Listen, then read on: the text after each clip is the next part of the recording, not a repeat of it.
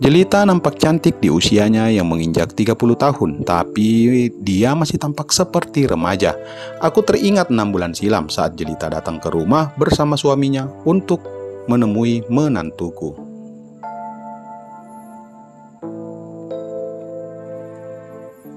Mereka ingin meminjam uang buat biaya persalinan. Dengan penampilannya yang menawan, mudah saja bagi dia untuk menarik simpati, dan akhirnya bisa pulang dengan uang 5 juta tergenggam di tangannya. Hari ini aku berniat untuk menagihnya, meski menantuku belum menyuruhku. Ini adalah bagian dari rencanaku yang sudah kususun sejak pagi tadi. Mari masuk Pak, silakan duduk dulu, sambut Jelita dengan nada riang dan terkejut yang dibuat-buat.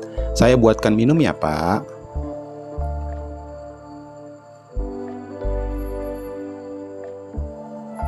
Ah, nggak usah mbak, aku cuman mampir sebentar kok. Dengan tangan bertumpu di pintu, aku merunduk dan menatapnya. Jelita langsung kelihatan salah tingkah.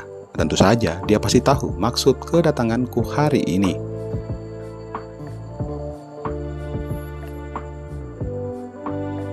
Dengan gugup, dia menyuruh si kecil Rani agar bergegas, lalu dan meminta anaknya main di luar. Keberadaanku ibarat malaikat kematian baginya yang siap mencabut nyawanya kapan saja. Begitulah mungkin peribahasa yang bisa aku gambarkan saat ini. Rangga mana Pak? Tanyanya, tak berani menatapku. Dia kusuruh pulang duluan. Aku menguap lelah. Wah, kan bisa di sini dulu main sama Rani, dia berkata. Rangga itu teman sekolahan dengan Rani, anaknya yang paling tua.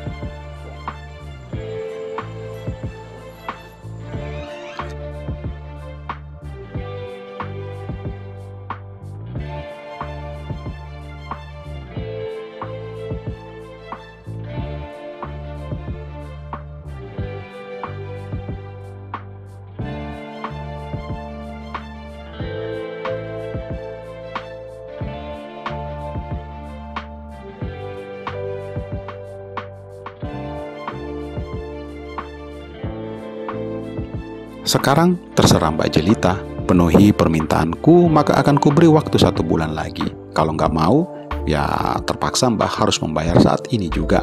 Kubuat ekspresiku setega mungkin agar aku tidak dapat dibaca olehnya. Apa nggak ada cara lain Pak? Dia lantas menatapku. Loh, cuman kayak gini loh Mbak, nggak lebih. Sepertinya itu cukup layak buat mengganti waktuku yang terbuang sia-sia ke sini. Ujarku negosiasi. Jelita tampak berpikir berat. Tapi suami saya akan membunuhku jika sampai tahu loh Mbak. Aku memutar mataku ke sekeliling. Dia nggak ada kan sekarang? Jadi menurutku kita aman sampai saat ini. Tapi Pak, dia lalu melirik memelas, lalu kembali menatap. Gimana kalau begini saja Pak? Saya izinkan Bapak untuk mengobrol denganku saat ini.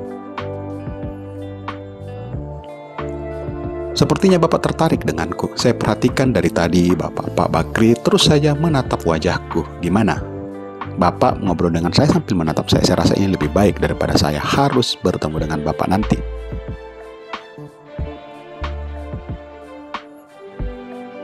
Aku menyeringai saat mendengar apa yang ia katakan. Boleh juga pikirku. Silakan kalau memang Mbak maunya begitu.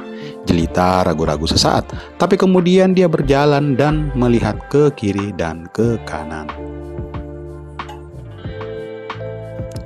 10 detik, Bapak bisa menatapku. Selama 10 detik sesudah itu, Bapak harus pulang dan pura-pura kita tidak pernah ketemu dan tidak pernah terjadi hal itu. Pak Bakri mengerti? Oke, sepakat.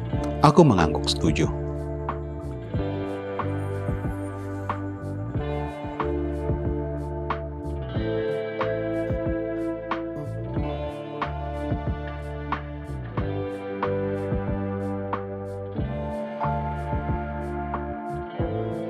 Cenut-cenut mengajak mereka untuk latihan duel 1 lawan 1.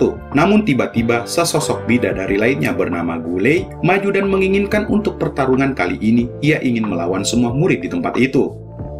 Gurunya pun menyetujuinya. Adegan gebuk-gebukan terjadi. Satu persatu murid baik cowok maupun cewek tumbang di tangan Gulei. Di akhir si guru yang menjadi korban Gulei. Di saat ia menepuk di bahu, dengan cepat Gulei membantingnya hingga terkapar di lantai.